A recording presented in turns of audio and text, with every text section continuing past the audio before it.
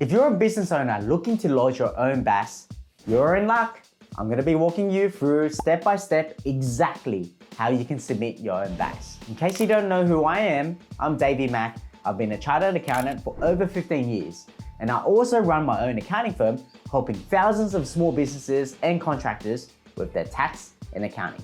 In this video, I'll cover what is a BAS, when do I need to lodge a BAS, how you would go about filling out a paper return or business activity statement, how to submit it online, a step-by-step walkthrough of how Xero makes this whole process easier, and common mistakes I see when clients submit their own BAS. By the end of the video, you'll be able to submit your own BAS, or even if you don't plan to, you would at least be able to ask your accountant all the questions you need to clarify your BAS submission to make sure they've done a good job of it. Ready to go? Let's get started. Firstly, what is a BAS? A BAS is short for Business Activity Statement. If you run a business that is GST registered or you hire employees, including yourself, then you will need to submit a BAS to the ATO. The BAS includes taxes such as Goods and Services Tax, or GST, which is a 10% tax on Australian income or expenses of a business. Pay-as-you-go withholding, or PAYG withholding, which is a payment of taxes for your employees' wages. PAYG installments, pay-as-you-go installments, which is a prepayment of income taxes for business profits. Fringe benefits tax, FBT, which is a tax on benefits provided to employees. Wine equalization tax, or WET, which is a tax on wine transactions. Fuel tax credits, which is a credit for fuel used in heavy plant and equipment in your business. That's a lot of taxes. So if your business is required to pay any of the taxes mentioned, then you will need to lodge a business activity statement. If any of those taxes look unfamiliar to you and your business, you can focus on the three most important taxes in that BAS, which are GST, PAYG withholding, and PAYG installments. The rest of them are not as common. How often you lodge your BAS depends on how big your business is and what taxes you need to pay. If you're a GST registered business and have a turnover of less than $75,000, then you can choose to lodge your BAS on a quarterly or annual basis. If your GST turnover is more than $75,000, then you'll need to have to lodge your BAS on a monthly or quarterly basis. The most common practice is to lodge a BAS on a quarterly basis, as it can help you project what your business tax payments are, and you're not paying a huge lump sum of bill at the end of the financial year, which can potentially break a business. There is also a mini version of a BAS, which is called an IAS, short for Installment Activity Statement. The business is required to lodge an IAS on a monthly basis if your PAYG withholding or wages tax exceeds $25,000 annually. So this is what a quarterly form looks like. You can see there is a section for each type of tax where you can fill in the amounts.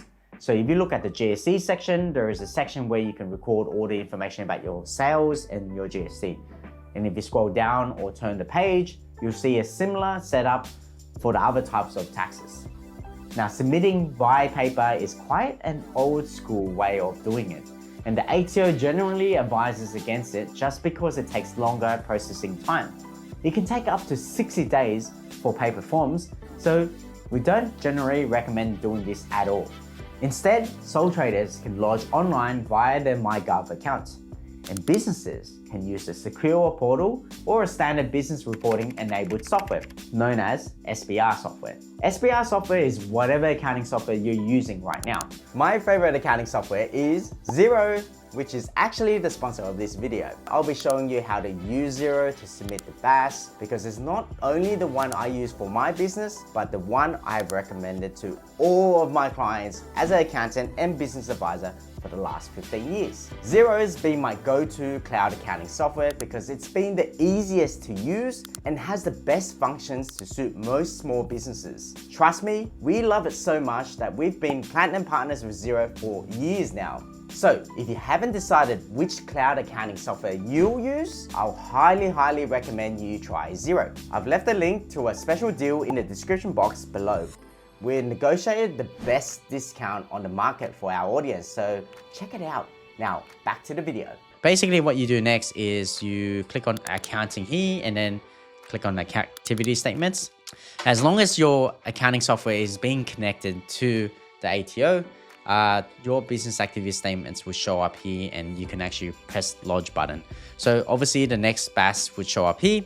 If your activity statement and Xero accounting software is not connected to the ATO, you won't see this sign here. And all you need to do is click on settings and go follow through the prompts to make sure you connect it to the ATO. So the next step is preparing your business activity statement. So as long as you've inputted all the data up to the date of the final day of the business activity statement. So in this case, it will be the 30th of September. All that data is in there. Then you can click on prepare. Once you click on this button, it will take you to all the transactions and work papers for your business activity statements. So it will first ask you if you need to lodge PAYG installments. It usually connects to the ATO, so you just can grab that information to the ATO, and most people would click on option 1 for installment amounts. Continue. If you don't pay any taxes, income tax, then PAYG installments won't show up, and you won't need to select this option. But if it does, then you just need to select the right option. We normally go with option 1. Option 1 means that the ATO will calculate the taxes that you need to pay according to the last year's taxes that you've paid in income tax. So they'll give you a portion that you need to pay for the quarter. Okay, so it should come up with an amount already, which then they get this figure through your total sales and the wages tax that you've recorded on your payslips, as well as the PAYG installment from the ATO, as well as the GST that has been recorded from your transactions on income and your expenses. As you can see here, the final tax bill for this person or for this business is $92,922. This adds up of a total of 1A, which is GST on sales. So the total GST on all the total sales, and the GST credit they're going to receive on purchases, as well as the wages tax of $21,000 on $88,000 worth of wages for that month, and the PAYG income tax installment of $14,000. So when you add all of that up, the total tax payable is $107,000. They get a credit of $14,000, so the total payment is $92,922. So that will be different in your section depending on what information you put into your accounting software. So one also thing that you should check is if what period that this lodgement is. Obviously, this is lodged on the 25th of November 2024. It will vary depending on your business activity statement and your company and your business. Also double check that if you're on a GST accounting method or accruals method. You might need to change this depending on your business and your registration. Most businesses should be on a cash basis because you want to record and pay your GST on cash basis rather than on accruals, which means that you haven't received the money yet. It's better to do on cash for most small businesses. Okay, do I tick this amount? Unfiled amounts is on for this statement. So unfiled amounts is basically any transactions from previous period that you have not recorded in the business activity statement. So if you made any changes in, say 6 months ago, you've put in another invoice or another bill for 6 months ago, it wasn't recorded in the previous BAS. If you tick this amount, unfiled amounts, those amounts that you've put in that haven't been recorded in the previous BASs would also show up in this BAS. So you get a more accurate figure for your BAS payable. We normally recommend to tick this so the unfiled amounts get recorded in the most current BAS as well. You do need to check these amounts to double check if this makes sense for that quarter. In this case here, this is for the month. In this case here, this is from July to September for PAYG income tax installments. And for the GST, it's July to September. So just make sure that these dates are correct according to your registration.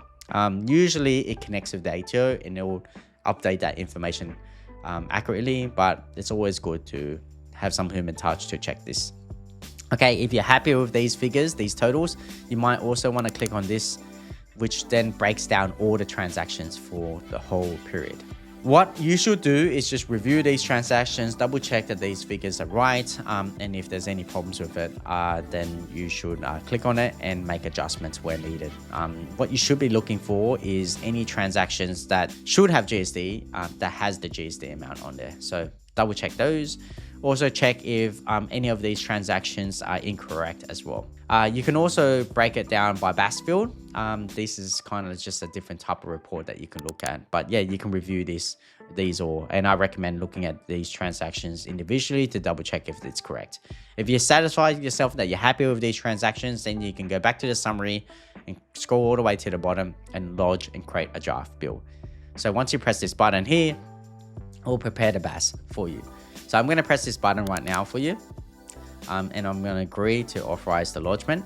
I'm not going to click this button because obviously this is going to lodge it and I haven't fully checked it. But let's go to another BAS that has been lodged. So once that BAS has been lodged, in this case it's the April and June one, it would show as lodged and it would show the date that has been lodged. It would also show the biller code and the payment details here. So as long as this is connected to ATO, it will provide all the details of payment, and all you need to do next is make that payment. You can also click on view bill here, and this would automatically code and post the ATO bill into your Xero accounting software. And so you just need to make that payment. And once that payment's been made, you can match that payment against this bill. And that's it. That's how you prepare the BAS on Xero. It's pretty simple with the software, which is really good, but there are still some common errors that the ATO picks up on when people do their own BASs. So let me run through some of the errors quickly. The first one is accidentally claiming GST credits twice on the same purchase, especially when it comes to monthly loan repayments on cars and plants and equipment or tools that you've purchased. For example, if you buy a car for your business and the invoice includes GST, you can claim GST credit for that purchase on your BAS. But if you then make monthly loan payments on that car, you can't again claim additional GST credit on those payments because you've already claimed it on the initial purchase. The best way to avoid this is to carefully check your purchase invoices and BAS records to make sure you aren't claiming GST credits twice on that same purchase.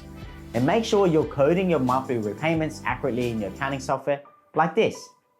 As you can see here, there are bank accounts in here. So you need to click on the reconcile 33 items or reconcile items to make sure that all your items have been reconciled and allocated in the accounting software. If you don't do this, then these transactions will not pop up in your business activity statement. So what you need to do is click on this bank account and all the bank accounts in the accounting software and ensure all the bank accounts you have that is used for the business is in the accounting software. If you don't have them on there, then you're gonna miss those transactions. So put those transactions in there, feed all the bank statements into it, then click on reconcile. Now what you need to do is allocate all these transactions and reconcile it to the right account. So for example, let me just show you how to do this first one. This client has purchased some office equipment from IKEA. So we're going to type in IKEA here and we're going to type in office and computer equipment. So click on office computer equipment and then it's going to be office table. And we're recording GSO and expenses and click OK here. We can also put in the bill once that's been recorded and attach the invoice. But in this case, I'm not going to show you that. This client also spent some money on a locksmith. So we can go independent locksmith. And then go, repairs and maintenance, in this case, for this expense, locksmith for office, and click OK. So you'll need to do this all the way to the end of the BAS period. So obviously we're doing the BAS for the September period. So you have to get all this reconciled all the way to the end of September, and also do this for all business activity statements. And that's it. That's how you do it. That's how you reconcile your BASs. If you're not overclaiming GST accidentally and trying to get away with getting more GST refunds, it's actually incredibly simple for the ATO to pick up on these errors and issues using data matching software. So in short, do not intentionally overclaim GST because it can come back and bite you up the butt. Mistake number 2 is using the incorrect tax codes in the Xero accounting software. Some of the common mistakes are including GST for expenses that don't actually include GST, such as bank fees, interest donations, and business expenses that are based overseas, including GST for income that does not have GST, such as certain medical services, NDIS income, and internationally derived income overseas as well. Another error is not taking up the gross wages and wages tax in W1 and W2 of the business activity statement, and maybe possibly even taking up the wrong PAYG installment in the BAS as well. If that sounds gibberish to you, this is the part where I tell you to probably just trust your accountant because they'll know what that means.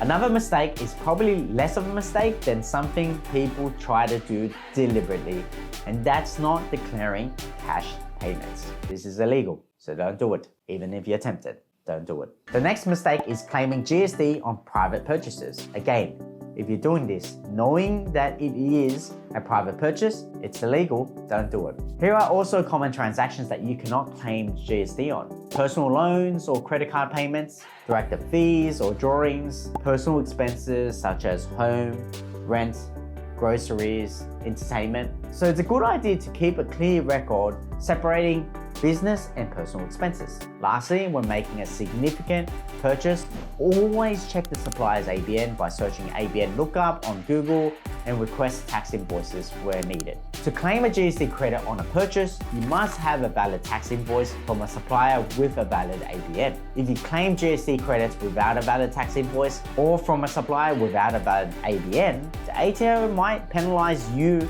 and dismiss your GST claim. And that's it. I hope this has helped you feel more confident doing your own BAS, or at least made you more comfortable to ask the right questions to your accountant so that you understand exactly what's going on with your taxes. If you're still unsure of what each tax is or how to prepare to submit your BAS, I have recorded a video that explains this in more detail. It's this one right here. And that's all, folks. I'll see you guys next time.